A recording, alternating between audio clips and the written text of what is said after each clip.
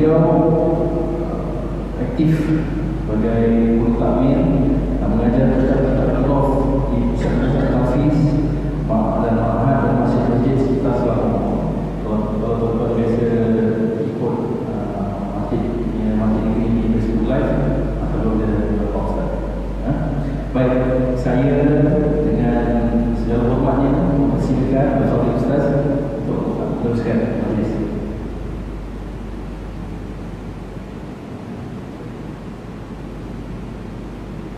Banyak kamera.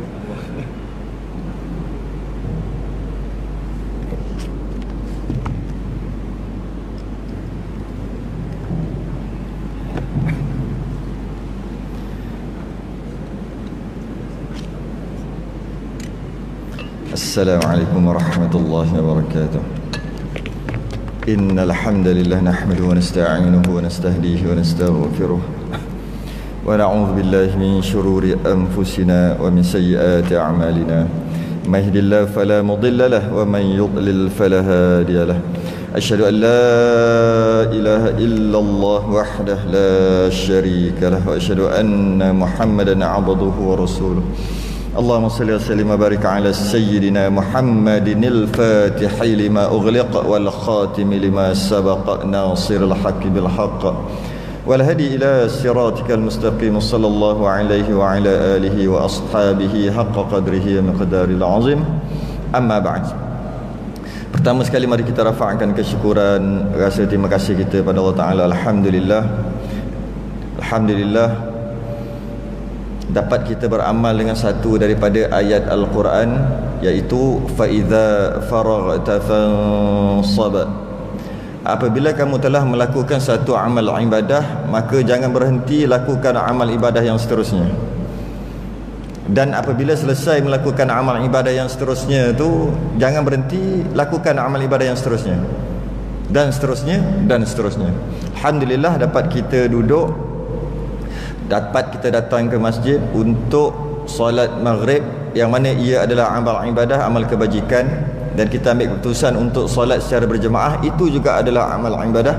Selepas daripada solat, kita duduk untuk berzikir, berwirid dan berdoa, itu juga adalah satu amal ibadah. Selepas daripada itu, kita mengambil keputusan sekali lagi. Kalau saya tengok kat pintu tu tak ada seorang pun, tak ada polis ke, tak ada orang jaga kat luar tu, tak nak bagi keluar, tak ada.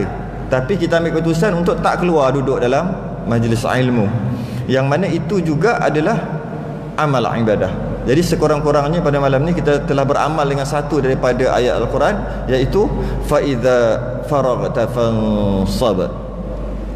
Pertama sekali kita rafa'kan kesyukuran. Allah bagi kita Islam dan iman, dan Allah kekalkan kita hidayah dan taufik. Allah bagi kita sihat tubuh badan, dapat kita datang ke masjid. Macam mana pun isyarat daripada sabdaan Nabi sallallahu alaihi wasallam, innamal a'malu binniyat. Tak terhasil amalan tanpa niat. Jadi kalau niat datang ke masjid ni nak sembahyang, maka dia dapat sembahyang berjemaah. Kalau niat nak sembahyang sambil-sambil nak i'tikaf, maka dia akan dapat pahala berjemaah dan i'tikaf. Jadi siapa yang belum niat i'tikaf rugi, siapa yang tak niat i'tikaf. Kerana sama je, masing-masing duduk dalam, bezanya niat aja. Jadi sekurang-kurangnya niatlah kita niat i'tikaf, iaitu kita nak duduk dalam masjid ni kerana Allah Ta'ala. Nabi SAW bersabda, man talabal ilma liyubahiya bil ulama aw liyumariya bis sufaha aw liyasrifa wujuhan nasi ilaih fahuwa finnar. Barang siapa menuntut ilmu dengan niat untuk membanggakan diri, atau niat untuk diperdebatkan, atau agar dengan ilmu tersebut semua manusia memberikan kedudukan, perhatian, pengaruh padanya, maka tempatnya di neraka. Walaupun kita menuntut ilmu, maka betulkan niat tu. Nabi SAW bersabda lagi, wa man salaka tariqa yaltamisu fi ilma sahalallahu lahu bihi tariqa ila jannah. Siapa yang menempuh satu perjalanan untuk menuntut ilmu, Allah mudahkan jalannya ke syurga. La tazalu aliman ma kunta muta'alliman fa idza istaghnaita kunta jahilan. Kita ni sentiasa jadi orang alim selagi mana kita berstatus pelajar. Sekiranya kita berasa cukup dan kita berhenti belajar, sewaktu itu kita telah tergolong dalam golongan orang-orang yang jahil. InsyaAllah kita manfaatkan pertemuan kali ini untuk kita membicarakan beberapa perkara berkaitan dengan ilmu, kepentingan dan pembahagiannya. Baik, kita selalu menyebut kalau ilmu tu kita sebut, kalau majlis ilmu tu kita akan sebut semua majlis ilmu. Apa sahaja yang seorang duk bercakap, yang lain duk dengar, kita istilahkan sebagai majlis ilmu. Sedangkan ianya bukan takrif yang tepat. Kadang-kadang seorang bercakap yang lain dengar, namanya stand up comedy. Seorang bercakap juga, tapi kita tak panggilnya majlis ilmu. Kadang-kadang ianya cuma sebagai peringatan, yang mana dalam peringatan tu seorang juga bercakap. Jadi insya-Allah malam ni kita akan perincikan satu-satu. Dia ada beberapa kaedah untuk kita menentukan. Yang pertama, pembahagian ilmu ni, dia ada yang diistilahkan dalam, kalau kita nak sebut majlis tu, majlis ilmu tu, dia istilahkan yang pertama adalah majlis ilmu tapi fardu ain. Majlis ilmu fardu ain. Fardu ni wajib, ain ni atas setiap orang. Jadi pada setiap orang yang tak tahu dan ada majlis ilmu yang fardu ain, dia tak masuk berdosa sebab fardu. Jadi tak semestinya orang yang tak duduk dalam kuliah tak berdosa, tak semesti.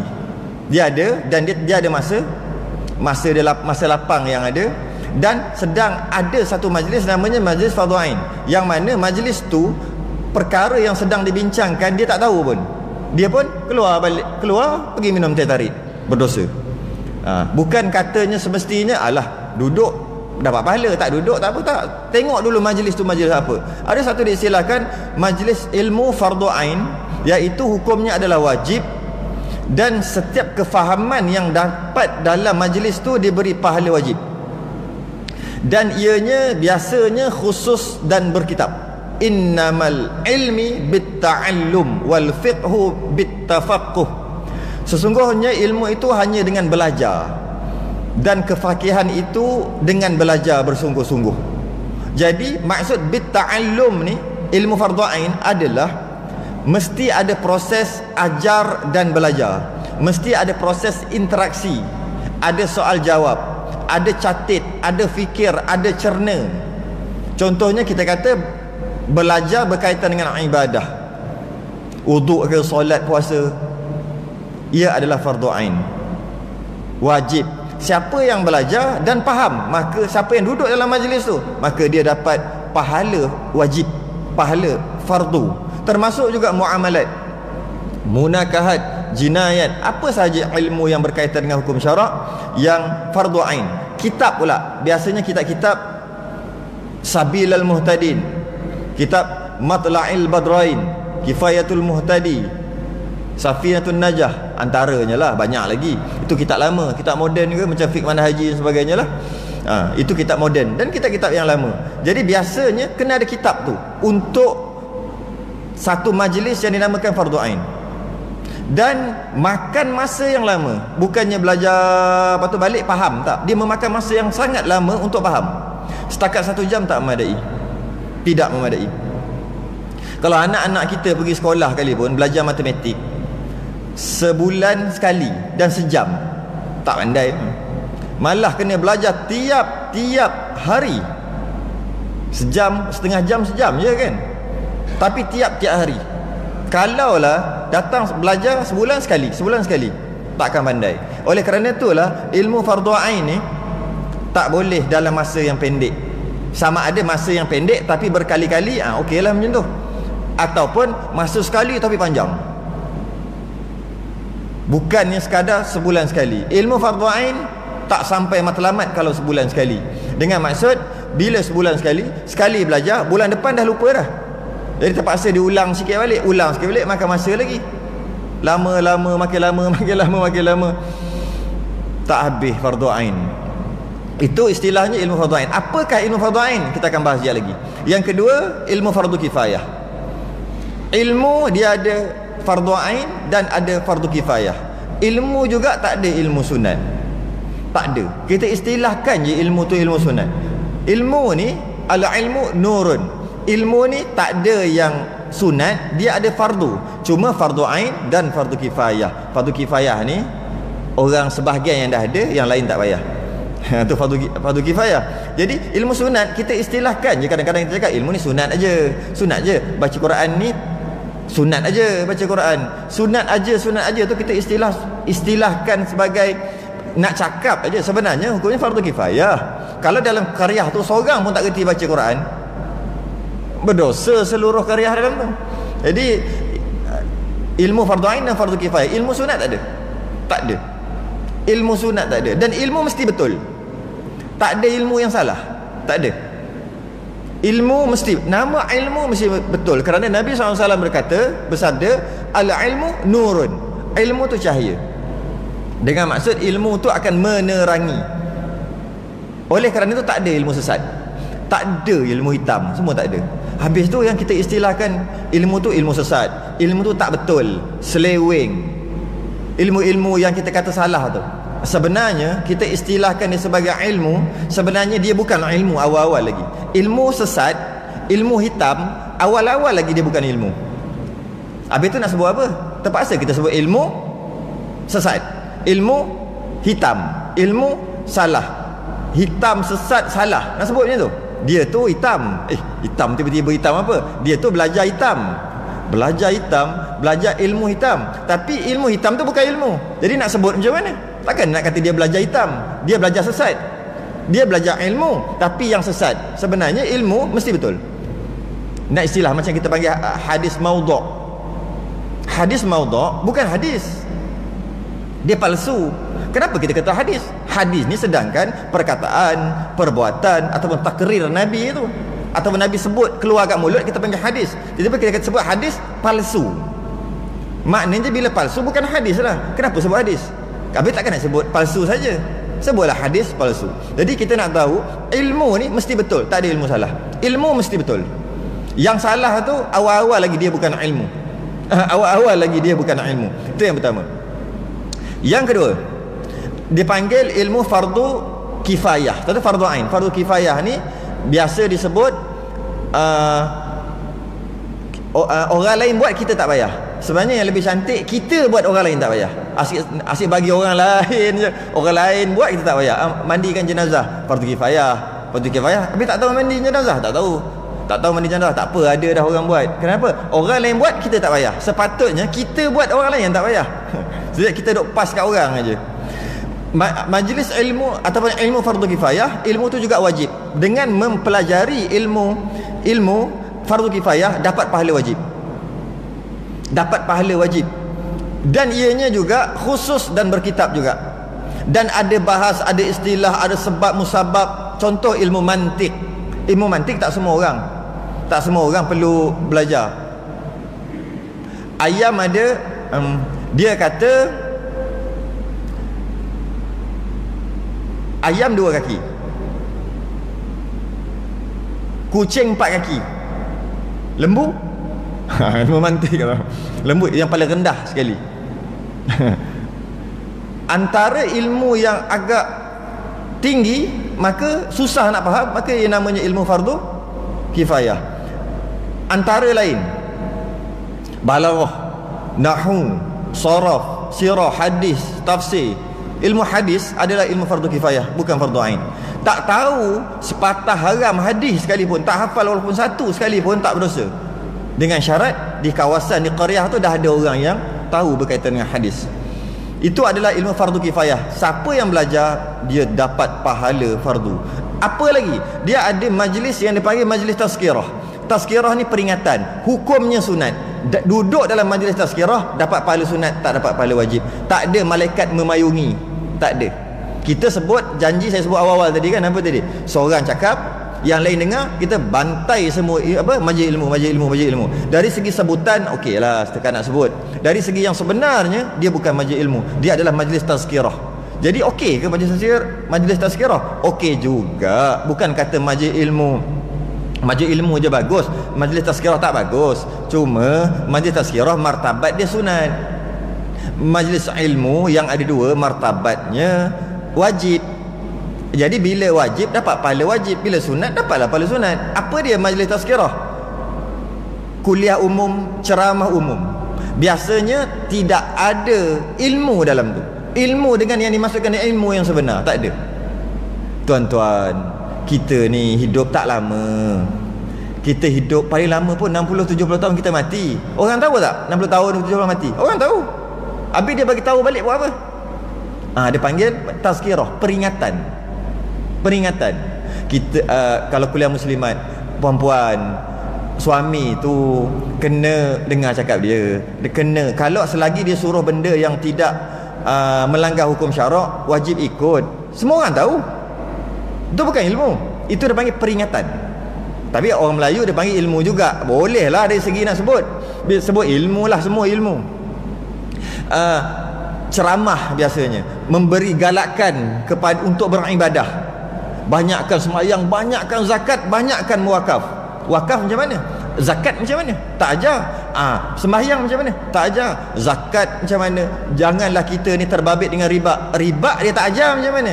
Itu yang dipanggil tazkirah, iaitu peringatan. Sepatutnya kalau majlis ilmu dia tak boleh kata macam tu. Kita ni tak boleh terbabit dengan riba. Riba adalah satu. Riba terbahagi kepada satu. Itu yang pening kepala tu. Itu baru majlis ilmu.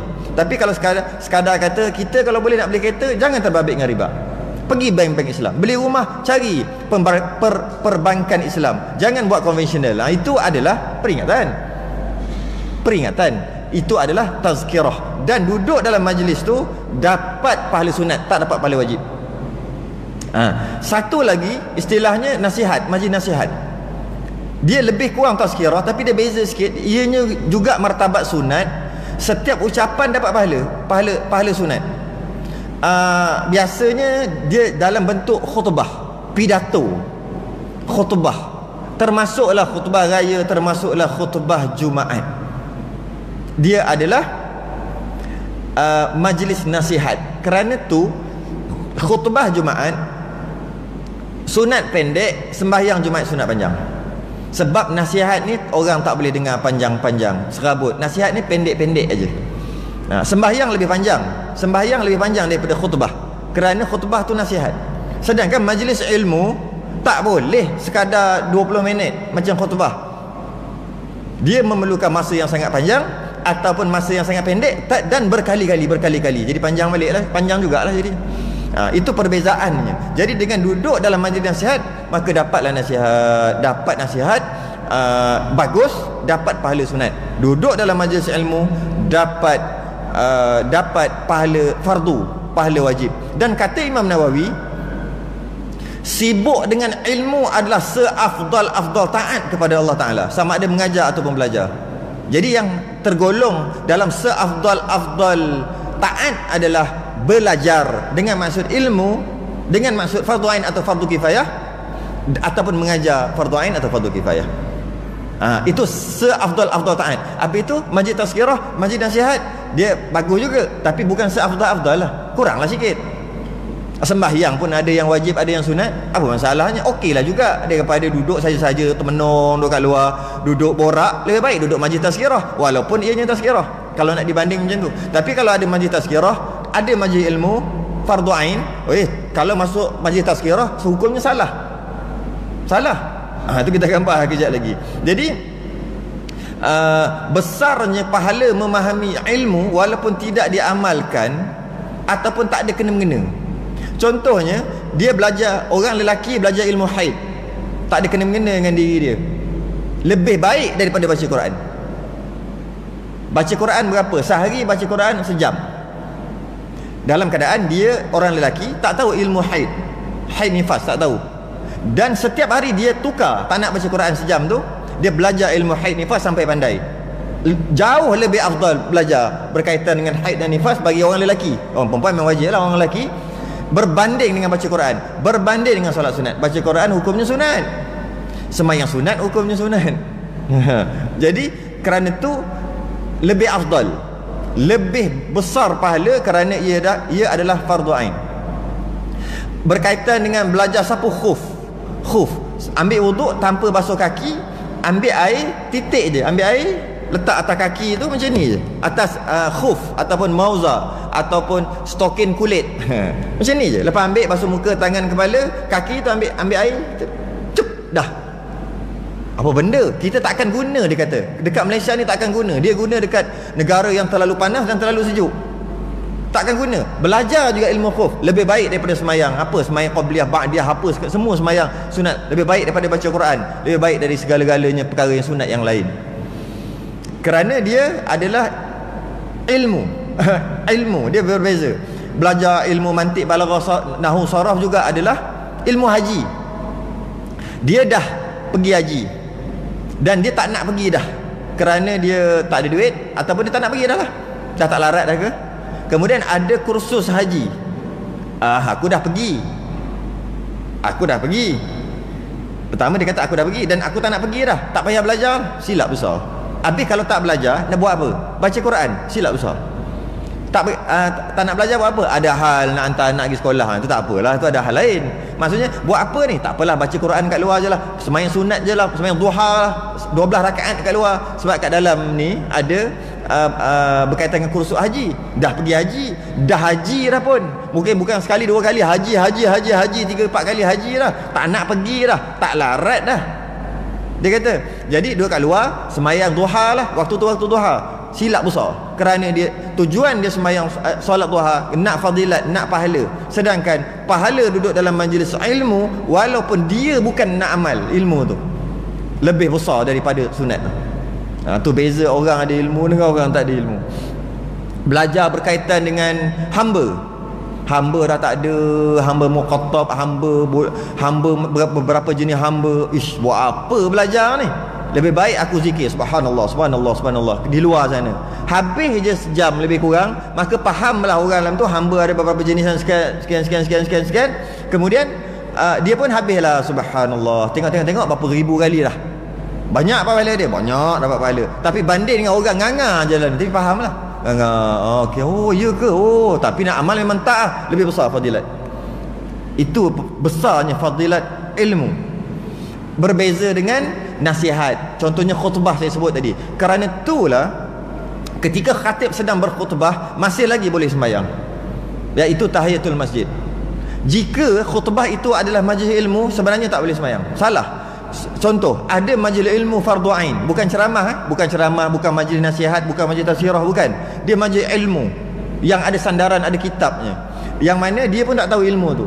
Jadi dia datang tahiyatul masjid ke, terus duduk. Afdal duduk terus. Bukan pergi semayang kat luar tahiyatul masjid dulu baru masuk. Silap besar.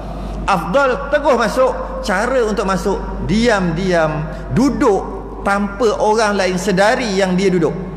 Sehingga kan kawan dia pun tengok, ada, tu betul.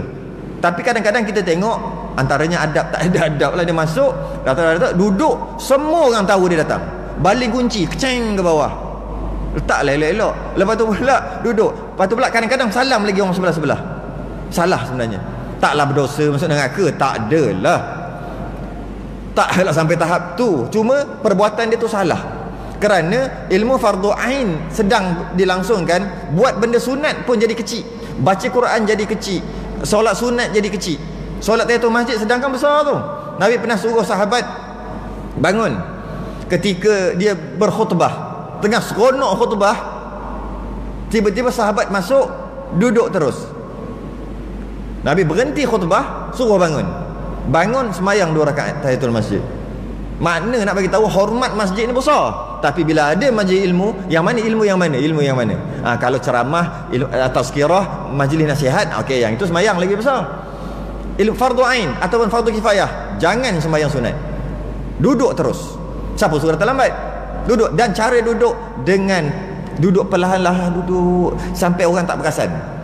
Bukan kacau orang lagi. Kerana itu kita dapat faham, khutbah masih lagi boleh semayang. Khutbah bukan tahap majlis ilmu, dia hanya tahap majlis nasihat aja. Jadi apakah dia fardu ain ni? Fardu ain ni belajar kenal Tuhan, belajar beribadah, belajar muamalat, belajar ataupun dipanggil cara untuk berinteraksi dengan hati, cara untuk bermuamalat dengan hati. Bahasanya kita panggil tasawuf. Belajar ilmu tauhid, belajar ilmu fiqh, belajar ilmu tasawuf. Yang mana pesan ulama, sekeji-keji maksiat, sekeji-keji derhaka adalah mengekali dirinya jahil fardu ain. Itu adalah sekeji-keji maksiat, sekeji-keji derhaka. Mengekali jahil fardu ain. Mengekali tak nak belajar ilmu fardu ain. Nak belajar ilmu lain aja. Ilmu tafsir, ilmu kitab hikam lah, belajar Bahrul Mazi. Itu ilmu tu fardu kifayah, bukan fardu ain. Kalau fardu ain, pakat-pakat berdosa lah semua. Tak belajar Bahrul Mazi ke, tak belajar kitab hikam ke. Saya dulu ada pengalaman dekat pondok, pernah kena halau dengan tok guru. Kita dah masuk tahun ketiga, dah jadi senior. Saya masuk umur 12 tahun. 12, 13, 14. 3 tahun. Habis 3 tahun, budak-budak yang baru masuk tu, masa tu UPSR. Lepas UPSR diorang masuk. Jadi kita senior lah. Rasa besar senior, biasalah tok pondok. Rasa dah banyak dah belajar 3 tahun. Kemudian bila rasa macam tu, ada satu kelas kitab hikam. Tengok abang-abang duk belajar, abang-abang yang umur 18, 19. Saya masa tu baru 14 kot. Lebih kurang tu 14, 15. Dah 3-4 tahun lebih tua. Masuk diam-diam duduk. Tok guru tengok, halau. Keluar. Halau macam tu aje. Basuh berak tak reti lagi dia kata. Basuh kecing tak reti lagi. Bahasa Patani.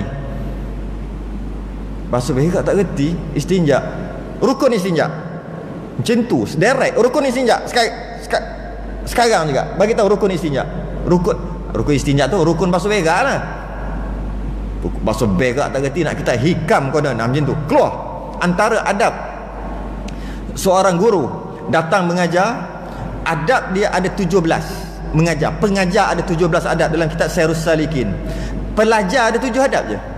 Pelajar, orang yang nak belajar 7 je adab. Pengajar ada 17 adab. Yang 7 adab pelajar ni yang kata macam-macam tu lah kan. Kalau yang biasa duk belajar ta'lim tu 7 adab pelajar, tapi ada 17 adab pengajar. Antara adab pengajar adalah pastikan datang ke tempat untuk mengajar, pastikan jika nak ajar yang bukan fardu ain, pastikan pelajar dalam tu semua selesai fardu ain dulu untuk ajar fardu kifayah. Jika tidak, tak boleh ajar fardu kifayah. Tak boleh. Tak boleh ajar fardu kifayah. Jadi oleh kerana tu, kerana apa? Sekeji-keji maksiat, sekeji-keji derhaka adalah mengekali diri dan jahil ilmu fardu ain. Bila fardu ain tu wajib belajar, dia tak belajar, maka dia tak tahu fardu ain. Bila dia tidak tahu fardu ain, dia tidak melakukan perkara yang wajib. Bila dia tidak melakukan perkara yang wajib, dia adalah maksiat ataupun berdosa. Dan akan sentiasalah maksiat berdosa dia selagi belum sempurna dia belajar ilmu fardu ain. Kerana itulah mengekali jahil ilmu fardu ain adalah sekeji-keji maksiat. Akan sentiasa berdosa setiap saat selagi dia tak tahu lah. Sehingga dia belajar. Bila dia belajar je, maka dosa dia stop. Dosa dia stop itu. Jadi apakah dia ilmu fardu ain? Ilmu fardu ain ada 3. Yang pertama, tauhid, tasawuf. Tauhid, fiqh dan tasawuf. Bab akidah, bab tauhid mesti kena ada di surau dan di masjid. Sekurang-kurangnya 3 kali. Tu kurang lah tu. Lagi banyak lagi bagus.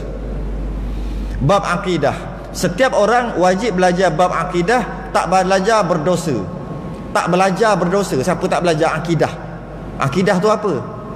Ada 50 perkara yang wajib setiap orang belajar. 50. Tak belajar 50 ni berdosa.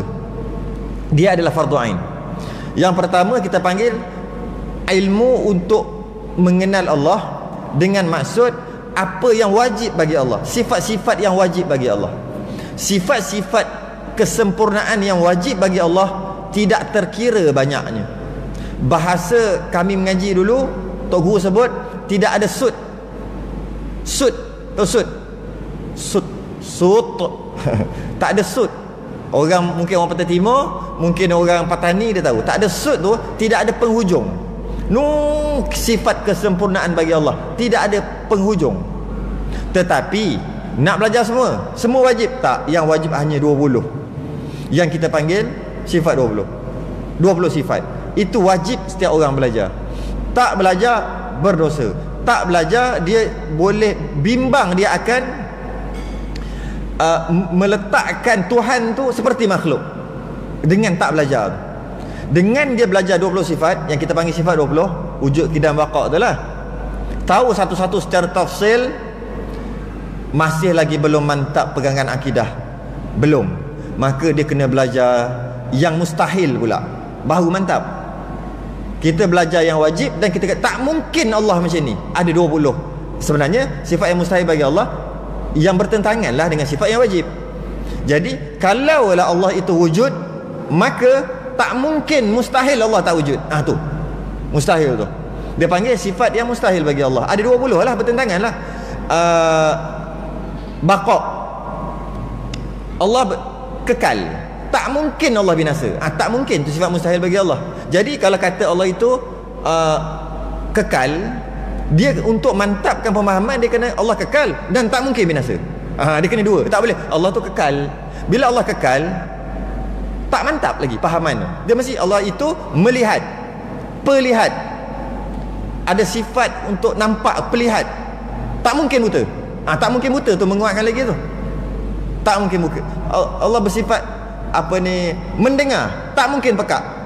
Itu dia panggil sifat yang mustahil. Jadi 20 sifat yang wajib belajar, 20 yang mustahil juga wajib, maka 40. Dengan 40 sifat ni belum mantap lagi pegangan akidah dia. Masih lagi ada fardhu ain yang wajib diselesaikan, yang terkandung dalam 2 kalimah syahadah. Dengan belajar 40 belum, ada satu lagi yang dipanggil sifat yang harus bagi Allah, mungkin satu. Jadi campur adalah 41 sifat yang mana merangkumi la ilaha illallah. Masih belum mantap akidah dengan 41. Tu pun lama dah nak belajar tu, 41 sifat tu. Wajib juga. Tanpa seorang manusia ni kita tak kenal Allah, iaitu Nabi SAW, iaitu Muhammad Rasulullah. Maka tadi 41 dah. Wajib belajar 4 sifat yang wajib bagi Rasul.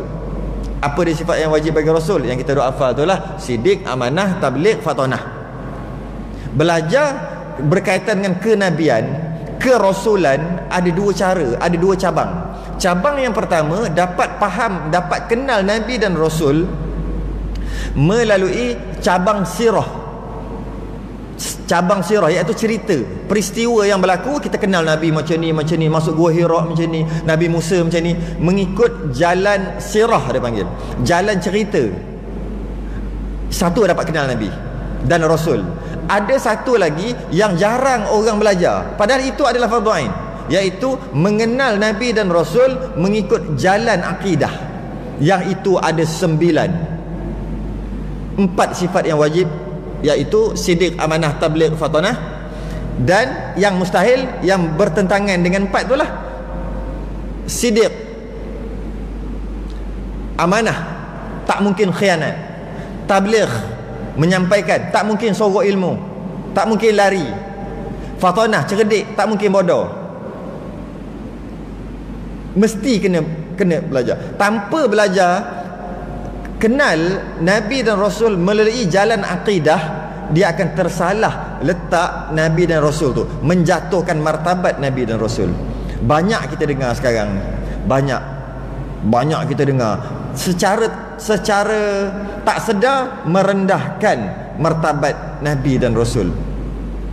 Wa wajadaka dhallan fahada. Apa dia? Kami melihat kamu dhal fahada, kami beri hidayah, tunjuk jalan. Kalau kita baca secara literal, sekali lalu ni cerita pasal Nabi. Kami melihat kamu wahai Muhammad dhal waladdallin. Apa dia? Sesat kan tu? Dhal ni sesat. Dhal mudil, sesat dan menyesatkan. Jadi wa wajadaka, kami melihat kamu dhal, sesat. Oh, Nabi sesat. Fahada, kami beri hidayah, kami beri petunjuk. Macam mana kita nak faham tentang sesat tu? Kerana tanpa kita faham berkaitan sifat Nabi dan kerasulan dalam jalan akidah, kita akan cakap Nabi sesatlah, macam tak tahu Tuhan, tak kenal Tuhan, tak macam tu. Tak boleh tu. Bahaya akidah tu. Bahaya. Tapi ayat Quran sendiri jelas-jelas, orang yang pandai bahasa Arab, dia kata kami melihat kamu dhal, kamu sesat, kamu tercari-cari Tuhan. kami tunjukkan jalan. Amboi, Nabi tak tahu. Nabi daripada kecil lagi. Sehingga kan kata ulama, Allah tidak ciptakan langit dan bumi kerana Nabi kita. Tiba-tiba umur 40 tu baru tahu, baru kena peluk dengan Jibril, Iqra, baru tahu, baru kata tahu. Sebelum tu jangan. Pastikan akidah kita benar mengikut jalanan ahli sunnah wal jamaah. Nabi Ibrahim dalam Quran juga sebut Nabi Ibrahim ayahnya seorang pembuat berhala. Hati-hati dari segi akidah. Allah pelihara Nabi dan Rasul, termasuklah keturunannya. Bukan Allah pelihara Nabi dan Rasul je, keturunannya juga Allah jaga. Iaitu keturunan ni ke bawah turun, ini ke tepian, ini keturunan. Maksudnya datuk, nenek moyang, cucu, cicit, ciuk, piut tu turun. Allah jaga, Allah janji nak jaga, Allah jaga. Tak mungkin Nabi keturunan penzina, tak mungkin. Tak mungkin Nabi keturunan penyembah berhala, tak mungkin. Tak mungkin. Habis tu macam mana dengan ayah Nabi Ibrahim, Azar, yang katanya dia buat berhala kemudian dijual lagi. Kadang-kadang Nabi Ibrahim tolong jual lagi. Yang mana cerita tu dalam Quran, maka wajib takwil. Macam mana wajib takwil ayat-ayat mutasyabihat, ayat-ayat yang baca sekali macam seolah-olah mentasbih atau menyerupakan Allah dengan makhluk seolah-olah, maka wajib takwil. Macam tu juga, iaitu semua orang tahu. Kerana mufti kita, kerana banyak ustaz-ustaz asatizah kita dok terang benda tu berkaitan dengan ayat mutasyabihat, berkaitan dengan sifat-sifat apabila seolah-olah menyerupakan Allah. Yadullah fawqa aydihim, wajhu rabbika dzul jalali wal ikram. Semua tu ayat-ayat mutasyabihat menyerupakan tangan, muka dan sebagainya. Tali berpegang dengan tali Allah tu. Jadi ramai dah ustaz-ustaz kita dok perjelas wajib takwil, wajib takwil, wajib takwil. Tak mungkin, tak ada muka-muka yang layak, tak mungkin. Tak ada macam tu. Duduk Ar-Rahmanu 'alal 'arsy istawa, duduk yang layak, tak ada. Duduk itu dah tak layak dah. Duduk perkataan duduk tu pun dah tak layak dah. Itu dah selesai. Cuma dalam bab kerasulan ni jarang sikit dibicarakan. Apabila kata maknanya ayahnya, dalam Quran sebut abi ni, kita tengok kamus Marbawi pun mengatakan abi ni adalah bapa. Jadi ayah dia tolong jual kadang-kadang. Masa ayah dia jual, mari beli berhala, mari beri berhala. Berhala ni, berhala apa? Nak dapat anak, beli berhala ni. Kau sembah dia, dapat anak. Nak kaya, beli berhala ni. Nak apa? Semua ada berhala tertentu ayahnya jual. Ni cerita yang tersebar. Datang apa Nabi Ibrahim tolong jual kerana ayah dia yang disebut ayah dia tu tak ada kerja. Mari beli batu, mari beli batu. Mari beli satu benda yang tak mendatangkan mudarat, yang tak mendatangkan manfaat. Ayah dia jual, laku. Dia jual tak laku. Pelik ayah dia. Mana taknya mari beli satu benda, satu batu yang tak datangkan mudarat dan tak datangkan manfaat, kata Nabi Ibrahim. Soalannya, dah masuk? Kita sambung tak lagi? Awal masih.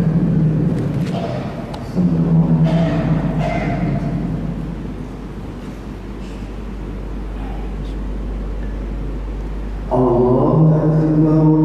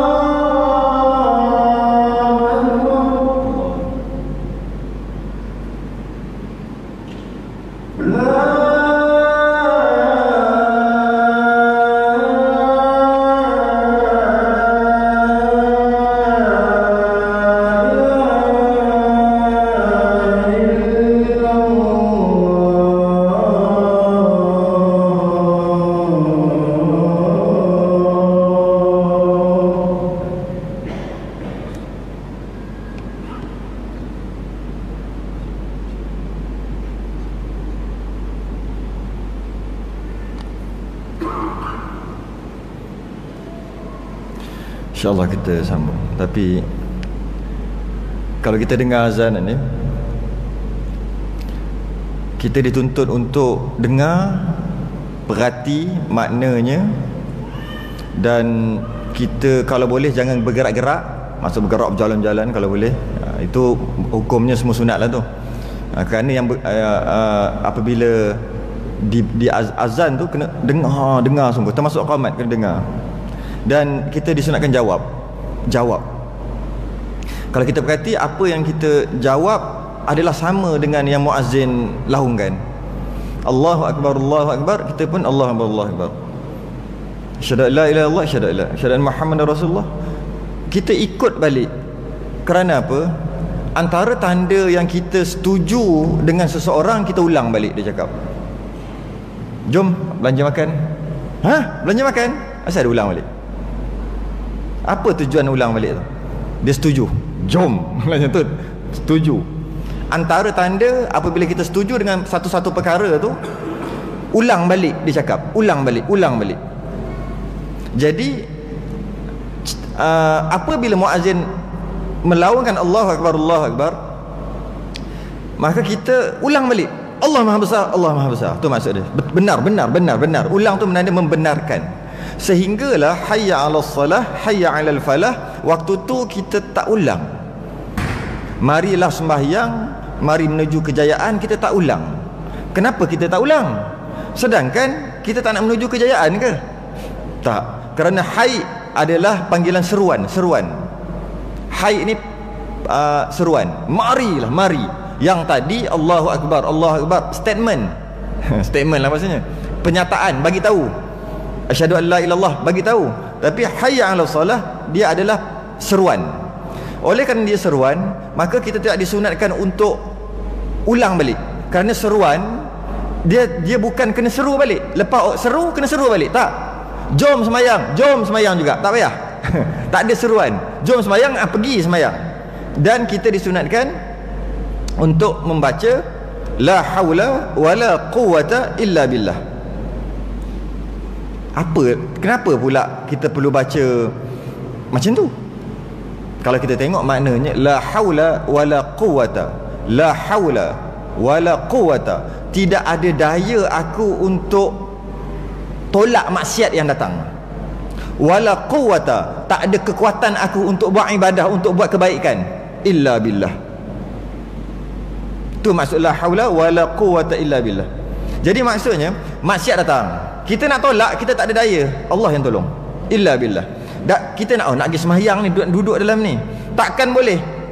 Takkan kan harap kat kita sendiri, tak boleh, illa billah, Allah tolong. Kerana tu kita jawab lain. Kita jawab lain. Kita bukan tiru balik, bukan follow balik, bukan ulang balik.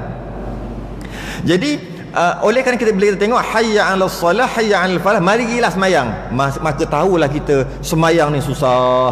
Kalau illa billah, tanpa bantuan Allah, kita tak boleh. Tak percaya? Kalau kita tengok berapa persen yang ada, kalau nak banding, berapa persen je. Itu buktinya. Buktinya kita tak boleh nak wala quwwata, tak ada kekuatan pun nak buat benda baik, kecuali Allah yang dorong, Allah yang tolong. Itu kerana itu kita tak ulang balik. Tak hayya 'alas salah, hayya 'alal falah. Nak berjaya, marilah menuju kejayaan. Kita tak kata mari menuju kejayaan, tak. Kerana takkan boleh berjaya illa billah, kecuali Allah tolong. Sambung sikit sifat tadi. Jadi sifat-sifat Nabi mesti kena tahu mesti empat yang wajib, 4 yang mustahil, 1 yang harus. Sifat yang harus bagi Allah, bagi Rasul itu adalah sifat manusia lah. Makan, berkahwin, sedih, itu sifat manusia. Ada 4 lagi sifat: sidik, amanah, tabligh dan fatanah. Dan ada sifat yang mustahil, tak mungkin Nabi lagi. Nabi yang kena makan ikan, la ilaha illa anta subhanaka inni kuntu minadh zalimin. Nabi Yunus, kenapa dia ada atas kapal, atas bahtera? Ada riwayat Israiliyat mengatakan dia lari daripada rakyat dia, kaum dia, yang kaum dia tak nak beriman. Maka Nabi Yunus telah tak meninggalkan satu sifat yang wajib bagi dia, iaitu tabligh. Maka Nabi Yunus tak lagi. Tak. Nabi Adam makan buah khuldi, makan kena turun ke bumi, makan tu adalah dosa. Tak. Rupa dosa mungkin kita boleh kata, tapi Nabi kan bersifat maksum, iaitu terpelihara daripada dosa. Macam mana pula wala taqraba hazihi syajarah, jangan kamu hampir pokok ni. Tapi Nabi Adam bukan hampir, siap makan lagi. Bukan dia je, isteri dia pun makan lagi. Langgar perintah Allah. Nabi tak mungkin langgar perintah Allah. Nabi dan Rasul tak mungkin langgar perintah Allah. Habis macam mana cerita tu? Perlu ditakwil, panjang ceritanya. Perlu ditakwil ayat-ayat Quran yang mengatakan telah mewaswaskan syaitan kepada Nabi Adam, suruh makan. Perlu takwil. Bukan syaitan datang, Adam, kau makan buah tu kau dapat kekal, khuldi ni kekal, kau boleh kekal dalam syurga, kau makan. Nabi Adam pun tertipu. Nabi boleh tertipu? Kalau Nabi boleh tertipu dengan syaitan, nanti kita jawab dekat padang mahsyar, dekat mahkamah Allah nanti, aku tertipu dengan syaitan ya Allah, kau tak boleh salahkan aku. Nabimu sendiri pun tertipu. Tu Nabi, aku bukan Nabi. Sedangkan dekat mahkamah Allah nanti, mahkamah yang maha adil, kita waktu tak boleh nak cakap, kunci mulut kita, tak boleh cakap. Sebab apa tak boleh cakap? Benar. Allah kata, aku telah hantar utusan, kau tak beriman. Benar ya Allah, benar, semua benar. Apabila Allah utuskan Rasulnya, tak mungkin ada cacat cela dekat utusan Allah. Tak mungkin. Sebab Allah yang utus. Tak mungkin. Rasul tu buat salah. Tak mungkin. Tidak mungkin. Itu kena belajar berkaitan dengan kenabian dan kerasulan melalui jalan akidah. Jalan sirah kita banyak dengar dah. Nabi Musa baling tongkat, Nabi tu, Nabi Nuh, banyak dah kita dengar. Tapi melalui jalan akidah ni kena belajar juga, supaya kita tidak menjatuhkan martabat. Nabi Ayub bergulat sampai isteri pun lagi. Wa ayyuba idznada rabbahu anni massani ad-dur. Ayat Quran sebut. Perlu ditakwil. Macam-macam lagi cerita yang ada Quran perlu ditakwil ayat tu, kerana bahasa Arab ni special. Satu perkataan banyak makna. Satu perkataan tu banyak berpuluh makna. Kerana apa? Nak juga makna yang tu, makna yang menjatuhkan martabat kenabian. Kenapa tak ambil makna yang lain? Kenapa istiwa tu nak ambil duduk? Kenapa tak ambil makna yang lain yang berbelas? Ada berapa belas makna istiwa dalam masalah Ar-Rahmanu 'alal 'arsy istawa. Imam pun cakap istawu wa'tadilu. Istawu tu istiwa lah. Kenapa pakat-pakat tak duduk? Bila imam cakap istawu, duduk sebab Ar-Rahmanu 'alal 'arsy istawa tu maksud istiwa tu maksud duduk. Jadi bila imam kata istawu, pakat-pakat duduk. Tapi pakat-pakat tak duduk, berdiri. Maknanya banyak makna lain. Antaranya tetap. Antaranya tetapkan dirimu, senang diri. Bahasa sekarang panggil senang diri. Banyak lagi makna. Kenapa ambil makna tu? Macam tu juga kenabian dan kerasulan. Kenapa ambil makna yang menjatuhkan martabat Nabi, sedangkan ayat tu ada makna lain? Tu lah, bab tu kena belajar panjang lah. Tu bab akidah. Jadi dengan belajar bab akidah, 50 sifat, 41 sifat bagi Allah, la ilaha illallah Muhammadur Rasulullah, ada lagi 9. Maka tidak terpengaruhlah kita dengan ajaran-ajaran Songsang, Jabariyah ke, Qadariyah, Mu'tazilah ke, Salafi ke, Wahabi ke, apa yang selama duk sebut tu macam-macam tu. Kita takkan, kita tahu yang mana satu. Oh ini bukan, ini bukan, ini bukan. Kita tahu dengan kita belajar. Sampaikan ada kata apa? Tuhan terjadi melalui getaran. Macam mana boleh macam tu? Sampai macam tu sekali. Tuhan dia jadi melalui getaran. Kita menghasilkan Tuhan macam tu lah kan? Saya tahu, jika kau rasa getarnya, tahulah. Tu lagu. Jadi nak tak nak, kena belajar ilmu aqidah. Yang kedua, ilmu fiqh, wajib belajar. Dia ada 4 rubuk wajib belajar. Wajib belajar solat, wajib belajar puasa, wajib belajar zakat, wajib belajar haji, wajib belajar munakahat, muamalat, jinayat. Bab munakahat, biasanya orang tak belajar bab munakahat. Yang tahu munakahat yang 4 tu je lah. Kahwin, rukun-rukun nikah tu je. Sedangkan kalau lah satu soalan yang dilontarkan berkaitan dengan munakahat, boleh jawab tak? Dia kahwin, lepas dia kahwin nak tidur kena ada katil. Dia beli katil, dia tu suami pun beli katil, buah dalam bilik.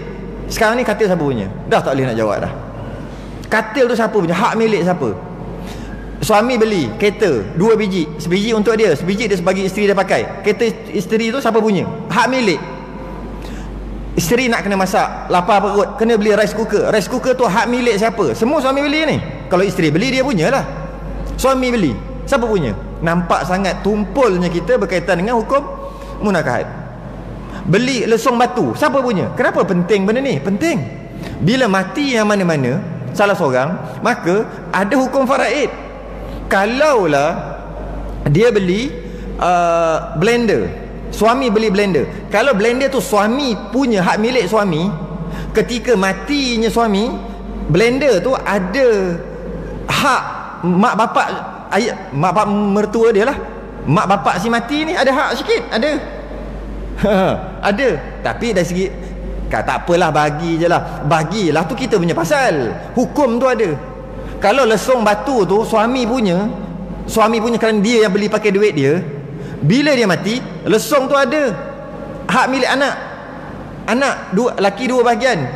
Lesung dapat kat laki, lesung dapat kat laki, macam tu lah kot. Tapi dari segi nilai, nak beritahu ada hak. Akhir sekali kita lebih kurang tu baguslah. Cuma hak tu ada. Kalaulah itu adalah isteri punya, dengan dia beli katil, tilam, itu adalah hak milik isteri walaupun pakai duit suami. Mati isteri, hak mak bapak dia ada. Mak bapak si mati ni ada dari segi nilai. Jadi kena tahu. Tak semestinya suami beli je dia punya. Tak. Katil adalah isteri punya, bukan suami, walaupun suami beli. Yang dia kahwin. Rice cooker isteri punya, walaupun suami beli. Dapur isteri punya. Kereta suami punya. Sehinggalah dia kata saya hadiah kat awak. Tu dah real sebut.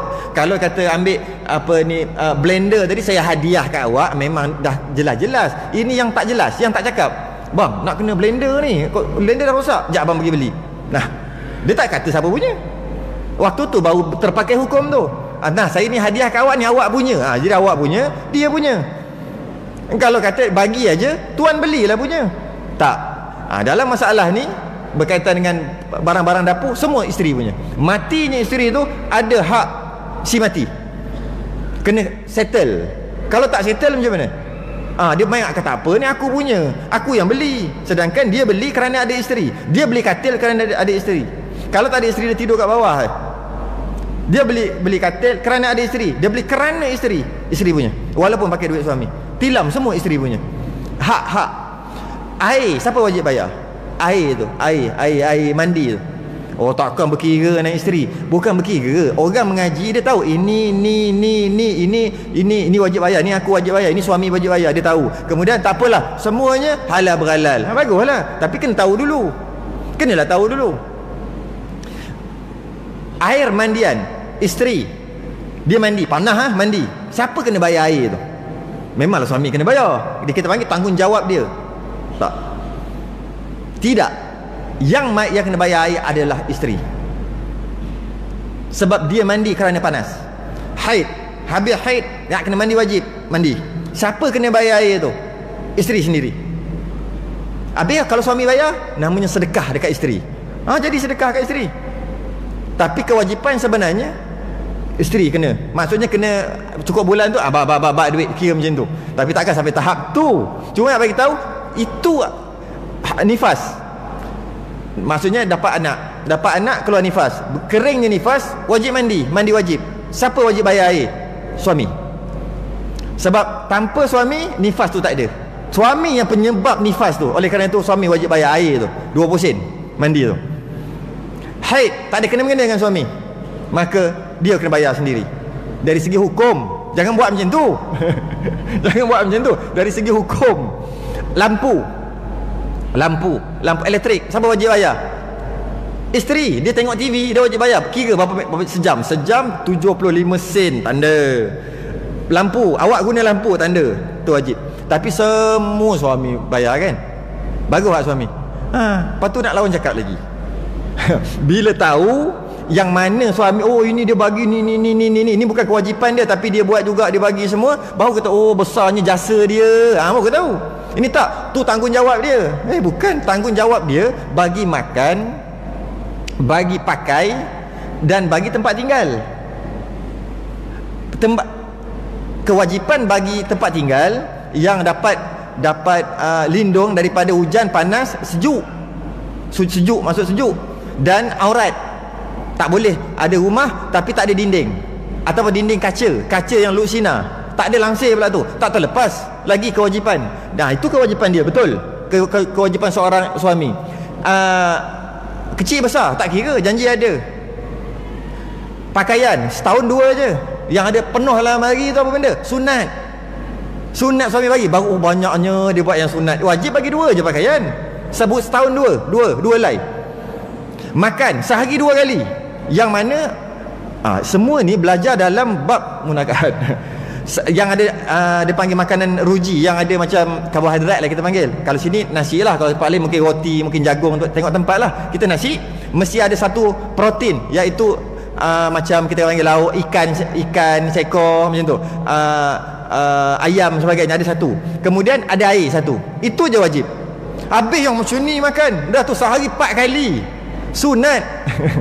Tu sunat. Jadi banyaknya laki aku bagi yang ekstra, barulah terasa.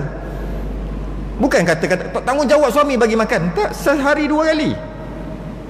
Habis yang penuh dalam peti ais apa? Coklat tak coklat tu semua. Itu semua suami bagi yang lebih, barulah terasa besar, barulah boleh besar kan suami maksudnya. Dari segi tempat tinggal, dari segi pakaian, semua tu perkara-perkara tu lah, kewajipan-kewajipan. Itu saya nak bagi contoh berkaitan dengan munakahat yang orang tak belajar dah sekarang. Yang belajar rukun nikah ada 5, laki, perempuan, akad. Itu dia fikir. Lepas tu hafal fankihu ma tabalakum minan nisa masna wa sulasa wa ruba'. Sampai situ je hafal pun. Kahwinlah kamu 2, 3, 4. Yang kalau tak mampu jadi satu tu tak payah baca, tak nak baca. Itu je reti. Tapi dari segi belajar, tak belajar berkaitan munakahat. Tak cerita muamalat riba. Kalau beli kat kedai, berapa harga botol? Nak bawa pergi masjid senang. Kat motor berapa harga dia? Harga dia 5,000 ni. tapi mana ada 5,000 bayar. Saya mau bayarnya. Kalau you mau bayar bulan-bulan boleh, kita ada syarikat, dia sebutlah nama syarikat yang syarikat kewangan ataupun orang lain lah kita kata. Tak apa, you bayar 5,000, you bayar sikit, kemudian proses, kemudian you kena bayar dekat orang lain lah nanti, syarikat lain lah kita panggil, syarikat lain, sebanyak sebulan sekian. Bila kita tengok perbezaannya, beli 5,000 bayar 8,000, tu riba. Beli 5,000 bayar 8,000. Sedangkan dia ada 3 pihak. Pihak pertama penjual, pihak yang kedua yang bagi duit, yang pihak ketiga pembeli. Sedangkan senang je nak jadi dia jadi muamalat Islam, senang je kalau belajar. Daripada yang 5,000 tu, token tu naik je 8,000. Jangan jual 5,000. Motor boleh je, motor 5,000 jual 8,000, jual 8 juta pun boleh. Tak ada orang nak beli je. Okay, oh you mau installment ah? Installment kita tak jual 5,000 ah. Cancel. Boleh ke? Boleh.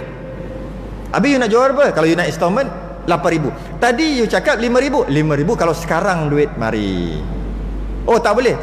Cancel, itu deal lain pula 8,000. Boleh ke nak tukar 8,000, 9,000, 10,000, sejuta? Boleh. 8,000. Jadi dengan 8,000 ni berapa sebulan kena bayar? 8,000 bahagi berapa bulan? Tak ada pun lebihan. Sikit aja, switch sikit je. Ni kalau orang Cina tahu ni, habislah dia orang buat tutup dah kedai-kedai lain. Sebab dia orang tak tahu muamalah Islam. Dia kata sama, yang penting dia nak jual sikit. Dia nak jual harga yang harga rendah, tapi kerana installment tu jadi tinggi. Dia nak 3,000 tu perbezaan tu. Dia tak tahu muamalah Islam macam ni. Kalau dia tahu, dia orang buat dulu. Percayalah. Bila dia orang buat macam ni, tak kira lah acong ke apa sekalipun, tetap juga nama muamalah Islam. Muamalah Islam. Tak ada riba, walaupun dia tu kafir, walaupun dia tu Cina. Tak ada. Tetap juga sah muamalat tu, bagus berbanding dengan kalau katalah kedai-kedai yang lain yang mana nampak macam Islam tapi pakai muamalat riba. Antaralah sikit bab muamalat, banyak lagi dalam bab tu. Jadi kena belajar bagi orang perempuan. Buat apa dah? Suami dia duk tengok, isteri aku dah okey dah, dah sekejap-kejap pergi kuliah muslimat, kejap-kejap pergi kuliah muslimat. Sabar dulu, belum tentu. Tengok kuliah apa pergi, belajar apa. Oh, belajar berkaitan dengan sirah, tak terlepas lagi fardu ain. Bukan kata tak bagus belajar sirah. Antara tipu daya syaitan adalah belajar ilmu fardu kifayah, meninggalkan ilmu fardu ain. Itu adalah tipu daya syaitan. Tipu daya syaitan. Bagi orang yang tak belajar, syaitan kata jangan belajar. Orang yang dah belajar, syaitan kata jangan belajar ni, ilmu ni rendah, ilmu ni susah. Ni ilmu tinggi, belajar. Ilmu ni ilmu Islam juga. Belajar yang ini jangan, yang ni tu mana? Fardu ain. Selalu datang. Saya mengajar 23 tempat kuliah muslimat sebulan. Di sini, di Kuantan, di banyak. Di universiti berkaitan dengan kuliah muslimat. 3 hari bulan ni UIA Gambang. 26 hari bulan tu UMP. Bulan lepas UIA Gombak. Belajar kuliah muslimat. Ajar apa tu? Haid nifas di Masjid Negeri. Haid nifas tak habis-habis dah 2 tahun dah. Dah 2 tahun tak habis-habis. Siapa follow saya kuliah hari Isnin minggu pertama. Tak lama dah lah. Isnin ni. Berkaitan kitab Sabilal Muntadim berkaitan dengan haid nifas dan istihadah. Dah 2 tahun tak habis-habis. Jadi orang perempuan tahu ke haid nifas ni? Takkan tak tahu, tiap bulan datang. Yang datang tu semua tak tahu. Saya mengajar lebih 10,000 orang dah, orang perempuan. Dan setakat ni seorang pun tak boleh jawab soalan.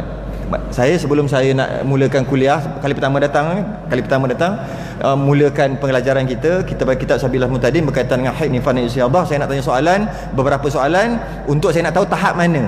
Kalau tahap ni saya terus sambung kat situ lah, taklah panjang. Kalau langsung tahap 0, tak tahu apa benda, kena ajar daripada bawah, letih juga. Jadi saya sebut kat tu, saya nak tanya beberapa soalan. Soalan pertama gagal.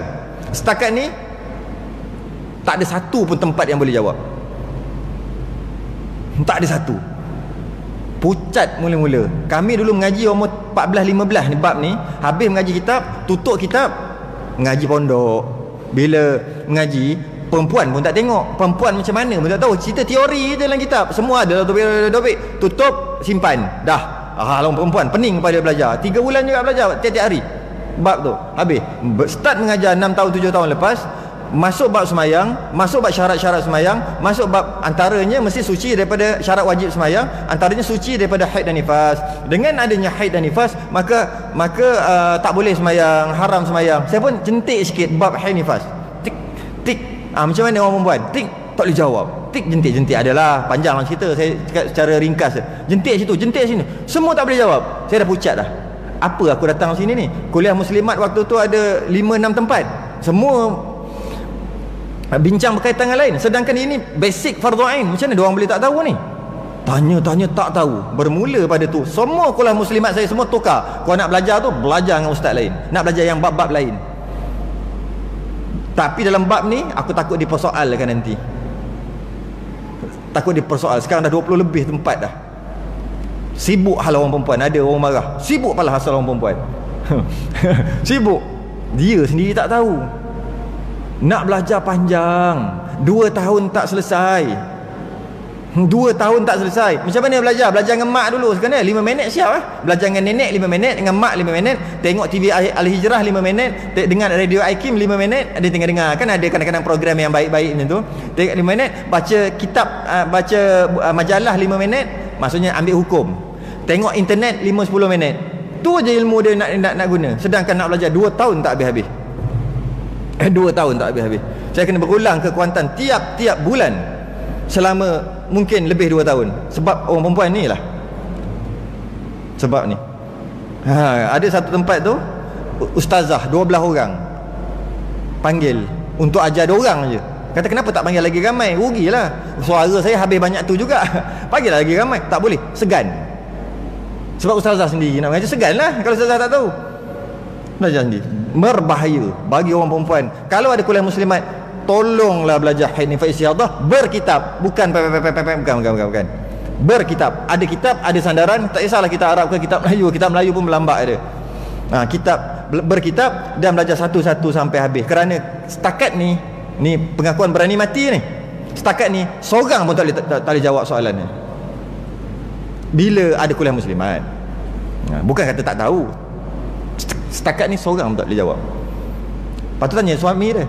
Suami lagi lah, ni bukan hal aku. Mana aku tahu. Sedangkan apabila seseorang lelaki yang nak berkahwin, ada niat nak berkahwin, wajib dia belajar. Kerana dia akan ada anak perempuan, dia kena wajib ajar anak perempuan. Dia tak wajib ajar isteri. Kenapa dia tak wajib ajar isteri? Kerana isteri itu sebelum jadi isteri dia akan jadi anak orang dulu. Yang mana anak orang tu ada mak bapak, dan mak bapak dia berkewajipan ajar anak. Bila mak bapak tak ajar anak, barulah suami wajib. Yang aku terima nikahnya dengan aku terima kena ajar sekali lah tu. Oleh kerana tu, orang lelaki wajib juga. Wajib. Ada anak, siapa nak ajar anak? Ingat senang nak ajar anak. Umur pula wajib ajar 7, 8, 9, 10, 11 sampai 15. Setengah jam, sejam sehari ke. Tak boleh biar macam tu. Bimbang, diorang akan tarik heret. Ni, ya Allah, aku masuk neraka dah. Ni manusia ni lah yang tak ajar aku. Bimbang, takut macam tu. Kita dah cantik dah langkah, dah nampak dah syurga, tahu-tahu tangan ke bawah keluar. Dia ni manusia ni, waktu tak ada dah. Ku tunggu mu di pintu syurga, penggir sembang lah. Tak ada dah waktu tu. Janji dapat tarik, salahkan dia, aku naik. Waktu bila nampak seksa neraka, bila nampak nikmat syurga, waktu tu tak ada dah. Ayah akan dakwa anak, anak akan dakwa ayah. Anak yang dok sayang dekat dunia, isteri yang dok sayang dekat dunia akan dakwa isteri, akan dakwa suami. Suami akan dakwa jika ada perkara yang boleh didakwa. Kalau tak ada, tak adalah. Kalau ada, jadi bimbang. Maka wajib belajar. Antaranya fardhu ain berkaitan dengan fiqh. Last yang terakhir berkaitan dengan tasawuf, dia panggil muamalat hati. Wajib jaga muamalat hati. Ni yang terakhir. Wajib belajar tasawuf, cara nak jaga hati. Apa dia sifat-sifat mahmudah, apa dia sifat-sifat mazmumah. Entah sekarang ni kita bersarang dengan mazmumah. Mana tahu? Ujub tak belajar, tak tahu ujub tu apa. Takabur tu tak tahu kalau tak belajar. Takabur tu adalah ini. Tak belajar tak tahu. Ujub, takabur, sum'ah tak tahu. Tak tahu. Ikhlas tu macam mana? Tak tahu. Tak tahu kalau tak belajar. Ikhlas tu buat kerana Allah Ta'ala lah. Kerana Allah Ta'ala tu macam mana? Macam mana nak buat kerana Allah Ta'ala? Macam mana nak sembahyang kerana Allah Ta'ala? Macam mana? Benda tu kena belajar. Kalau tidak, tak nampak. Macam mana? Aku semayang ni kerana Allah Ta'ala. Kerana Allah Ta'ala. Macam mana kerana Allah Ta'ala? Simple lah tu, sebut hari-hari. Wajib belajar. Dia panggil ilmu muamalat hati, cara berinteraksi dengan hati. Cara bila hati je zup datang riak, nak buat macam mana? Tu nak buat macam mana? Tabung lalu. Kita nak bagi 50. Kita tengok daripada sana. Hijau, biru, mana sikit lah, hiling, merah satu. Kita 50, merah satu. Kemudian biru balik. Alah, betul shilling, lepas tu tolak saja, solat maksudnya tak masuk. Kita tengah katalah ketua Jumaat ke apa, ataupun bila tabung lalu, bila kita dah mengantuk, bila kita masuk je tu segar. Kenapa? Perhatilah sendiri diri sendiri. Penjagaan hati, ilmu muamalat hati, ilmu tasawuf, tujuan belajar untuk hukum diri sendiri, bukan untuk hukum orang. Aku tengok dia tu semayang, dia tak ikhlas tu. Bukan. Tu problem dengan ilmu dia. Ilmu tasawuf belajar untuk hukum diri sendiri, bukan untuk hukum orang. Untuk hukum orang ni ilmu fiqh. Semayang tu tak lipat kaki masa sujud tu, macam ni mana boleh? Kena ibu jari, apa ni, perut jari. Hukum orang lah tu, termasuk hukum diri sendiri lah. Tu fiqh. Semayang tak boleh macam tu. Macam tu, angkat tangan macam ni, kenapa salah? Tu dia panggil hukum orang. Iaitu fiqh. Tasawuf bukan untuk orang, hukum diri sendiri. Aku tengok dia tu datang macam riak je. Mana boleh? Ilmu tasawuf untuk diri sendiri, hukum diri. Aku jahat, aku riak, aku ni, aku semua aku, bukan orang. Aku. Jadi nak menghukum kena jadi hakim. Tanpa jadi hakim tak boleh hukum. Kalau dia berhukum juga tanpa dia ada ilmu kehakiman, dia akan salah hukum. Bila dia salah hukum, dia kata aku dah ikhlas dah, sebenarnya riak. Jadi dia kena jadi apa? Dia kena jadi seorang hakim. Nak jadi hakim kenalah belajar. Belajar apa? Belajarlah kurang-kurang penawar bagi hati, settle. Takkan Minhajul Abidin kot tebal sangat. Kurang-kurang lah, sekurang-kurang. Jadi tahu, ni sifat mazmumah, sifat mahmudah, kena tahu. Bila datang je, aku seorang je yang paling kat sini, macam mana nak buat? Ada satu kisah seorang ulama yang besar. Dia mengajar di Masjidil Haram, anak murid beribu. Bila dia mengajar, ketika dia mengajar, dia datangnya, dia panggil futuhat, pembukaan idea, futuhat. Dia menerima, tengah-tengah dia mengajar tu, anak murid dah beribu ni, tok guru besar ni, anak murid beribu, tengah mengajar, datang idea. Istilahnya futuhat, datang sedap ni, bagi nas, bagi hukum, bagi semua sedap. Anak murid semua terpegun. Power. Zup lintas kat hati dia. Syuk. Kalau dalam kat kawasan ni, aku yang paling pandai, paling hebat semua sekali lintas. Dia tersedar. Ulama dia kejap je. Ulama pun ada. Sekejap je. Kita lamanya dah 3 hari baru taubat. Saya silap 30 tahun baru taubat. Ulama terus astaghfirullahalazim. Macam tu je. Sekejap je. Sebab tu dia ulama. Astaghfirullahalazim. Terasa aku paling hebat ni. Kenapa ni? Padahal futuhat tu bukan dia buat, Allah yang bagi. Apa jadi? Dia tutup kitab, balik. Baru 10-15 minit mengajar, balik. Anak murid tercengang, anak murid pun balik. Ayah dia tanya, kenapa balik awal? Tak mengajar ke? Aku mengajar tadi. Ketika aku mengajar, aku dapat futuhat, dia kata. Dibukakan, nampak sebiji-sebiji tentang beberapa masalah. Maka apa yang aku sedang sebut tu sangat petah berkata-kata, sangat lancar tutur kata, menyebabkan setan menjentik hati aku, menjadikan aku riak, yang mengatakan aku orang paling baik sekali, paling bagus, paling pandai, paling semua sekali di situ. Dan aku terpedaya selama beberapa saat. Beberapa saat pun tak, astagfirullahalazim dah. Beberapa saat. Jadi aku nak kenakan setan, aku tutup kitab, aku balik. Kata dia kepada ayah dia. Ayah dia kata, engkau telah dengar cakap syaitan. Dia sangka dengan dia tutup, padan muka syaitan. Kau nak pedaya aku kau tak boleh pedaya aku dah. Aku tutup, aku belah. Rupa-rupanya tutup dan pergi itu adalah suruhan syaitan. Syaitan buat macam tu, nak suruh dia berhenti mengaji, berhenti mengajar. Dan dia berhenti mengajar, maka dia dengar cakap syaitan. Sedangkan macam mana? Ini yang muamalah hati, macam mana nak buat? Sepatutnya datangnya apa-apa, tolak tepi, terus buat. Nak semayang ni, semayang sunat, nanti orang cakap alim pula. Dia tu saja semayang alim. Riak pula nanti tak sembahyang lah, silap besar. Caranya macam mana? Caranya tolak perasaan tu, kau pergi jauh-jauh, kau setan pergi jauh. Ya Allah, kau lindungilah aku daripada setan ni. Dan buat juga. Buat juga. Kerana apa? Kerana setan sentiasa kacau hati manusia ni. Yang mana kita kadang-kadang dikacau, diganggu oleh syaitan. Kadang-kadang ambil wuduk pun berkali, kadang-kadang rakaat pun apa nama ni tak ingat, kadang-kadang niat pun masuk ke tak, macam-macam diganggu. Dan bila kita diganggu, bergembiralah, kerana itu tanda kita betul. Bila kita diganggu syaitan, kita susah nak bangun subuh, susah nak jemaah subuh, bergembiralah. Dari satu segi, kita punya perjalanan betul. Kerana perompak tidak akan merompak rumah yang hampir roboh. Apa cerita pasal perompak pula ni? Tu perumpamaan. Perompak nak rompak, dia tengok ada CCTV, kereta BMW, ini mesti ada. Pakai benda tu, rompak. Tapi kalau tengok rumah, aku tengok pintu dia pun tolak pun dah terbuka, sengit lah gitu. Buang karen je lah. Silap-silap aku masuk, tak dapat apa, kena pukul. Tak berbala dengan risiko. Perompak tidak akan merompak rumah yang hampir roboh. Macam tu juga setan tidak akan ganggu orang yang memang salah. Setan hanya ganggu orang yang betul. Tambah-tambah akidahnya betul, dia akan ganggu. Akidah betul, dia akan ganggu, dia akan seleweng. Kalau dia tidak pernah diganggu syaitan, dia pukul 3 je selek mata. Aku tak kena kunci jam. Tiap-tiap hari tahajud. Tiap-tiap hari tahajud. Pukul 3 terjaga. Senang pula tu tahajud. Hati-hati. Bukan cakap salah, hati-hati, cek balik, takut ada yang salah. Kalau semayang dia dah salah, setan tolong kejut. Bangun weh, tahajud. Sebab kau semayang salah, biar kau semayang salah. Kau jangan belajar. Dia tolong kejut. Terkejut. Alhamdulillah bangun, semayang salah. Kena tak mengaji? Tak belajar.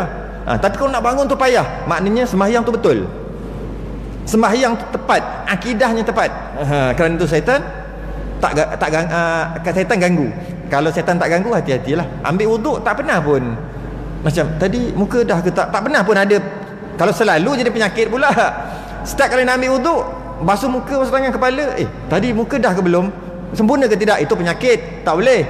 Ini yang sekali-sekala pop datang. Tadi aku dah semayang zuhur ke belum? Tak ingat langsung.